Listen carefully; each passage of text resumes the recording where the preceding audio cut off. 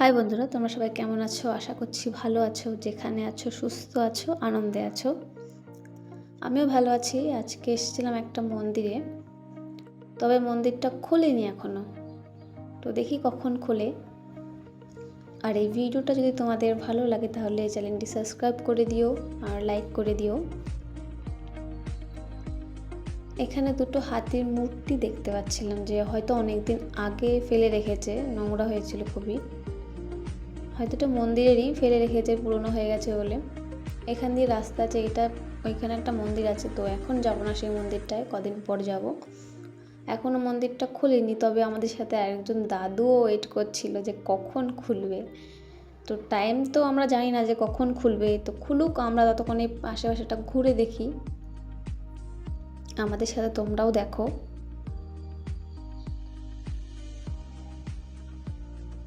এখানটায় খুবই শান্ত পরিবেশ, লোকজন তেমন নেই, ভিড়ও তেমন নেই।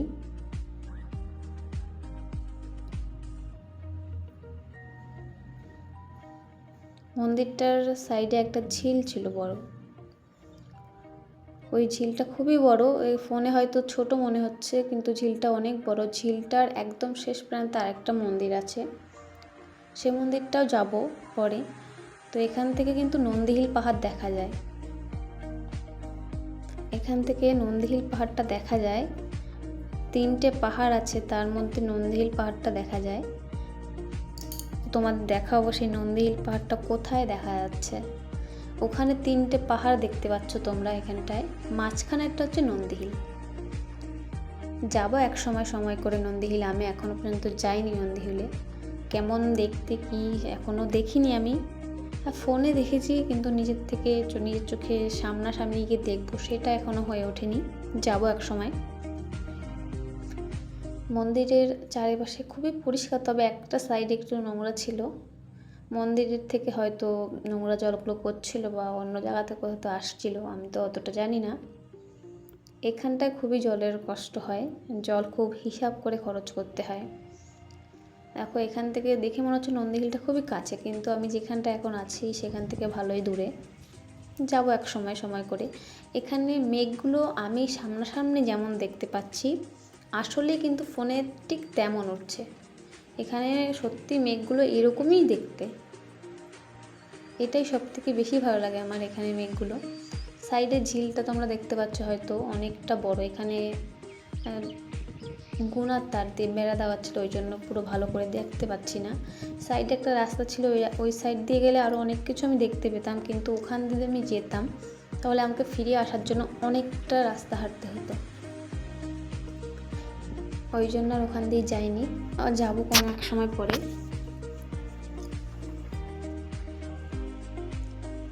এখানে খুব শান্ত, এখানে সবাই হাঁটতে আসে, সকাল বিকেল করে হাঁটতে আসে। এই জায়গাটা খুব বড় একটা এরিয়া নিয়েই এখানে এই রাস্তাটা তৈরি হয়েছে। এই রাস্তাটা শেষ প্রান্তে আরও দুটো মন্দির আছে।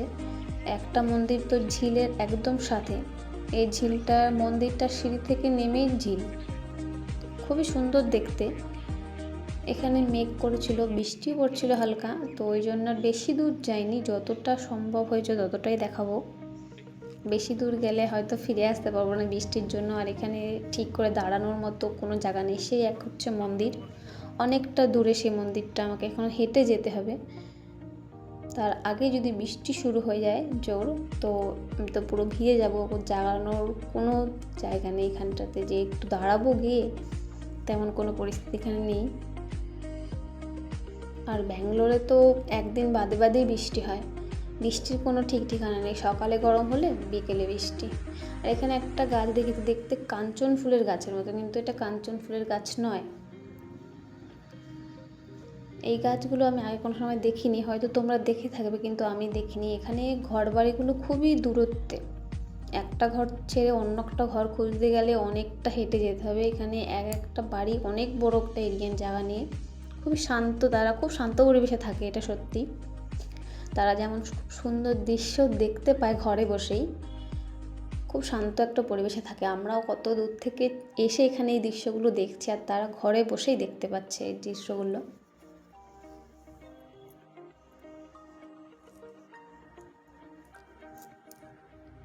এই ঝিলের সাইডে অনেক গাছপালা লাগানো আছে।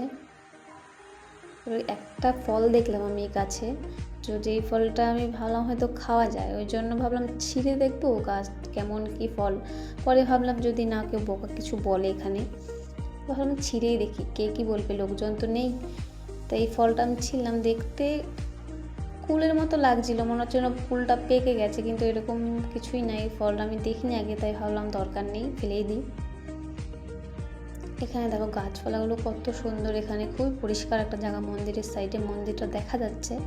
এখানে বসারও জায়গা ছিল, একটু দূরত্বে গিয়েই চেয়ার আছে অনেকগুলো, অনেক জায়গায় চেয়ারগুলো, পুরো রাস্তাটার খানিক বাদে বাদে গেলে চেয়ার দেখতে পাওয়া যাবে, যে ওখানে বসে অনেকে কথা বলছে নিজের জন্য, একাকিত্ব সময় কাটানোর জন্য। এই জায়গাটা ছাড়া অন্য জায়গাটা কোনো খুঁজে পাওয়া যাবে না। সত্যি এখানে একা একা যদি বসে থাকা হয় খুবই সুন্দর লাগবে।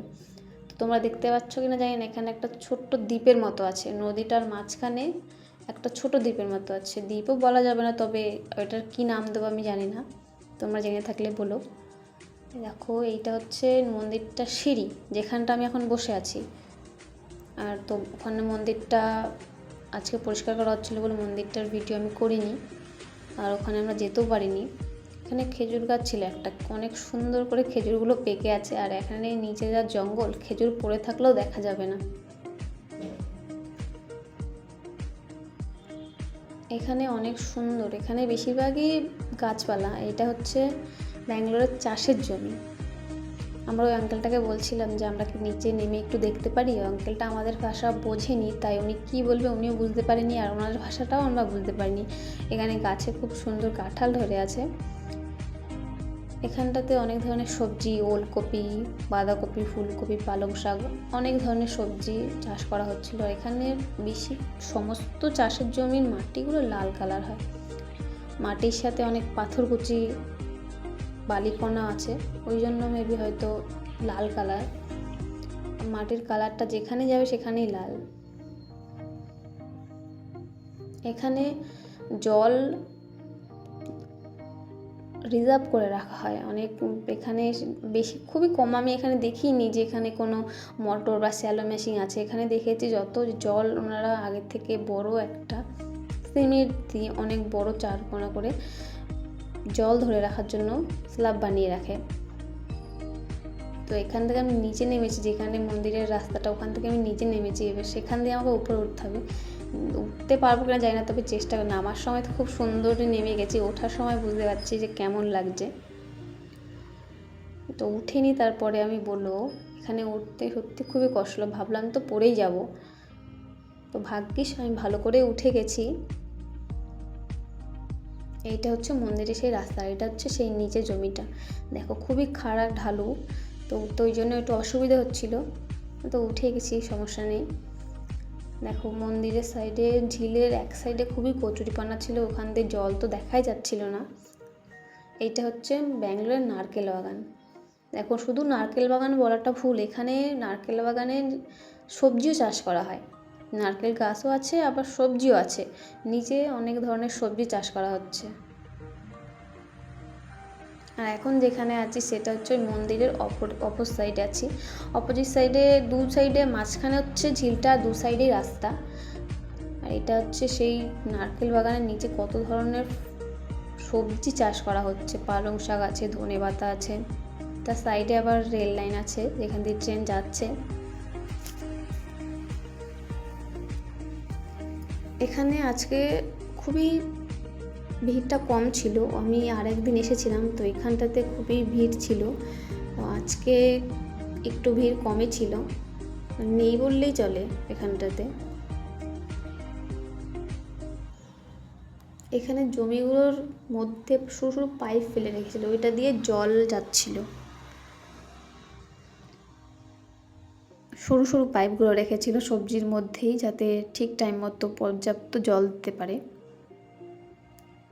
এখানে যাচ্ছিলাম তো এখানে এক ধরনের ফল দেখতে পেয়েছি, এখানে সেই ফল অনেক বেশি, সেই ফলগুলো, তাই ভাবলাম হয়তো আমি দেখি যে এগুলো কী ফল, এগুলোকে খাওয়া যায়। আবার ভাবলাম যে কেউ যদি কিছু বলে এখানে, যে চিনি না জানি না, হট করে গাছ থেকে একটা ফল করে নেব, এটাও তো ঠিক না। দেখো এখানে অনেক সুন্দর ধনে গাছ চাষ করা হচ্ছিল, ধনে পাতা এগুলো। এই যে সেই ফল থোকা থোকায় ঝুলে আছে, এগুলো কি ফল আমি জানি না, নামও জানি না। তোমরা যদি কেউ জেনে থাকো তাহলে বলবে। আমি এই ফলটা আগে কখনো দেখিনি, এই প্রথম দেখছি। খুব সুন্দরভাবে থোকা থোকায় ঝুলে আছে। খুবই উঁচু ছিল গাছের জন্য ধরে দেখার সুযোগটাও হয়নি। তো দেখো একটা ফল পেরেই দেখি যে কেমন কি। এটা ফাটাতে হবে, ভেতরে ফল আছে। চলো ফাটাক, তারপরে দেখছি।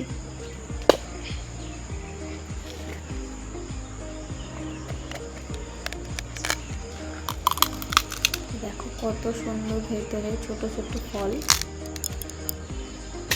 কাঁঠালের বীজের মতো ফলগুলো। এখানে খুব সুন্দর সাজিয়ে থাকে, তো এটা ফাটানোর জন্য সব এলোমেলো হয়ে ভেঙে গেছে। এগুলো কি ফল জানি না, এগুলো ভেতরটা কেমন, ভেতরটাও সাদা, আর ছুলে দেখেছিলাম আমরা, ভেতরটাও সাদা। তবে এটা খাওয়া যায় কিনা জানি না, তাই জন্য শুধু দেখেই রেখে এসেছি। তো আমরা ওখান থেকে চলে এসেছিলাম। এটা হচ্ছে ডটবল্লভপুর রেল স্টেশন। স্টেশনটা খুবই বড়, তবে স্টেশনটা এখনও ঠিকঠাকভাবে তৈরি হয়ে পারেনি। তো আজকের জন্য এই অবধি। যদি ভিডিওটা ভালো লাগে তাহলে লাইক করে দিও।